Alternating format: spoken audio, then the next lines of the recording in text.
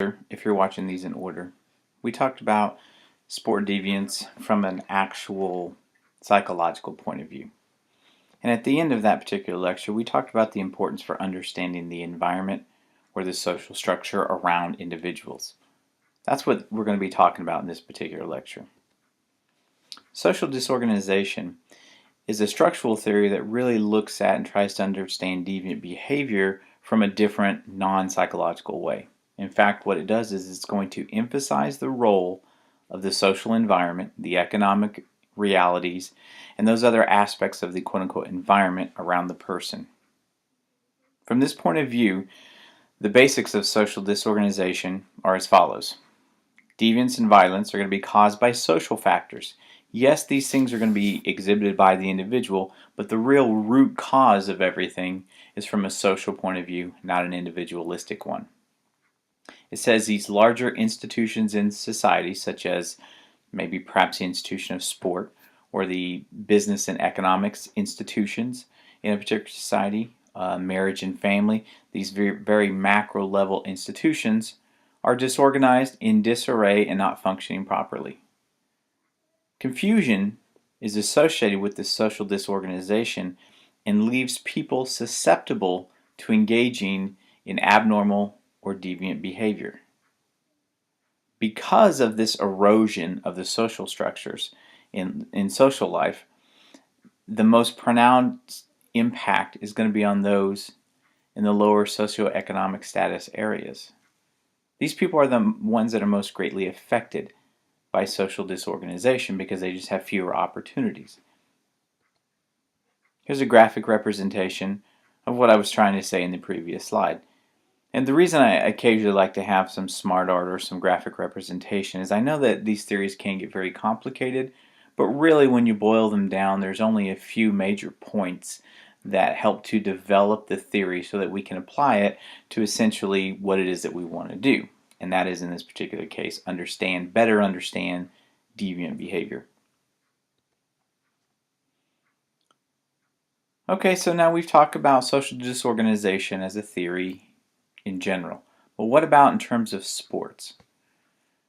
What it says is that individuals from these growth zones, or these areas where you have more social disorganization, these people are more susceptible to engage in deviant violent behavior. And Douglas Hartman, many years ago, a very famous sports sociologist, talked about golden ghettos and Division I college athletics. And I thought it was kind of interesting is that in this particular article, they looked at the coach's belief that individuals from these particular areas were going to be better athletes. Some were, but most of the focus was on this belief of these golden ghettos. And there's something kind of interesting about that. There's something very interesting psychologically of the people that are pursuing these athletes or of the athletes in these areas. But then there's also something larger going on culturally or structurally. And so this one example really exemplifies what we're talking about in this class in general. But here's one example of just kind of looking at and trying to understand this idea of how individuals, low socioeconomic status groups and areas, and how that's associated with deviant behavior and or athletics. Now this particular example was not taken necessarily from Douglas Hartman. Actually I had a student many years ago who was from West Palm Beach, Florida, and we got to talking, and that's where this example really stemmed from, because we started looking further and further into that particular community and kind of the association between structural disorganization, crime, sport participation, that type of thing. Anyway, West Palm Beach, Florida has an unemployment rate of 14%, and it was about the time, this is a few years ago, about triple the average crime rate of other U.S. cities. The city was started in the late 1880s as a community that housed primarily African American house and hotel servants. It's remained a predominantly African American community that tends to be low socioeconomic status, very economically depressed. And after we did some research on it, about a third of the Division I football players in the state of Florida, in terms of those are the number of Division I football players that went and played at large FBS Division I football programs in the state of Florida came from this particular community that was less than 100,000 individuals.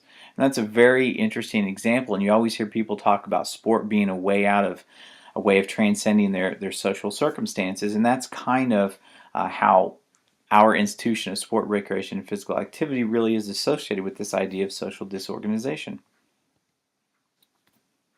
An outgrowth of social disorganization is this idea of anomie. All right? And anomie can be defined as a state of normlessness. And I really want to, let's think about this here for a second. Anomie, state of normlessness. What does that word mean? Norms, right? So now we're talking about norms are aspects of culture, things that you should or should not do. These are things, behaviors, ideas, thoughts that you should or should not do. All right? Less meaning you don't have them, and ness being a condition of. So we have a condition of norms not being in place. That's what anomie is. All right, and how that relates to social disorganization is relatively straightforward and simple. And if you think back, what they said was social disorganization because of the disarray of institutions. You don't individuals in those areas or their communities have a different view of understanding deviant behavior. So, if socially speaking here in the United States, you're supposed to use education as a way of transcending the economic disadvantages that you've been given because of where it is your community is located. So if you grow up in a poor area and there are no places to get jobs, there are no good jobs in that particular community, the narrative from American culture is that, well, you're supposed to get an education, get skills and training, and find a better life for yourself. But then that means, by that very definition, that you have to leave to go get that education, and then you're probably not coming back to that particular community because there are very few opportunities for gainful employment. And so sport participation becomes sort of substituted in there in lieu of education as a way of transcending those social circumstances. Well, that by its very nature is considered deviant. That's abnormal from American culture's point of view. So within sports, athletes don't see the prevailing rules of a particular game or contest or sport as enough to alter their behavior. This means because they have more on the line. So you might be more likely to engage in the use of performance-enhancing drugs or substances because you need that economic reward. You also might be more likely to engage in violent behavior, which puts you as an individual at risk or others at risk as well. Or perhaps you're more likely to engage in intimidation and aggression because, again, you have more on the line, so to speak, as compared to other athletes. Again, trying to summarize a very, very philosophical and amorphous idea of anomie in that, from a society point of view, social conditions impact one's access to normalized or legitimate activities, okay? Whether that's education, gainful employment, that type of thing.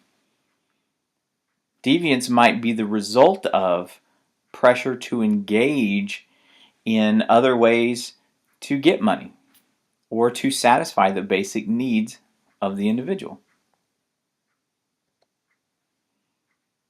Continuing this discussion of looking at anomie and sport and how they relate together, if sport participation disrupts deviance, as that's kind of what we thought from the kind of traditional American point of view, then social disorganization and anomie tends to focus on the access and power of these legitimate activities. So we're saying that there is a relationship of sport and deviant behavior, and this is a very, very traditional and old idea here in American culture that we will need to examine more as the semester goes on. It says anomie speaks of a lack of control by social structures. So, sport's original purpose, that of being an extension of a classroom, was to teach us things that were proper and good, the way of integrating into society. Anomie is actually going to also lay the foundation for understanding future forms or explanations of sport deviance and violence. All these will be talked about later on in the semester. Another thing that social disorganization and anomie within the context of understanding sport really bring a focus to is this idea of social class. And social class is very important, and some people have actually put forth that social class is the biggest predictor for the quality of life here in American culture, more so than gender, race, ethnicity, and some of those other demographic factors. And so I just wanted to talk a little bit about the different types of sports associated with social class.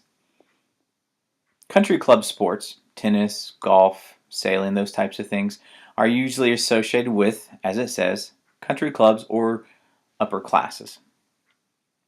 Prole sports. Prole, if you think of Karl Marx and proletariats, those people that were kind of the workers or the economically disadvantaged of a particular society.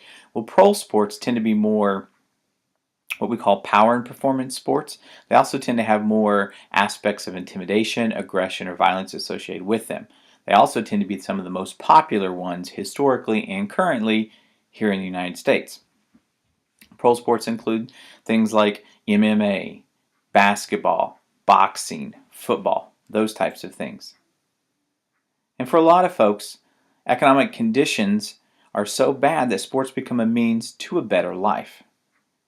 And because so much is put on sports in terms of making it big and trying to make so much money, the sort of traditional inhibitive function of sport, that it keeps people out of trouble and teaches us ways to be integrated and sort of properly function citizens, that starts to change over time. So sports function is starting to change depending upon where it is that you grow up. Is sport a way out of a bad neighborhood or a bad place? Or is sport something that you do as a way to develop character and really understand and engage in sportsmanship and that type of thing? So for us, those using sport as a form of social mobility may come from a socially disorganized area and suffer from anomie in an attempt to achieve financial stability. And what that shows is that sport is a means to an end. And so it takes on sport, and sport participation takes on a different form or function depending on where you come from and what you do. Who are you, and what type of personal biography do you have?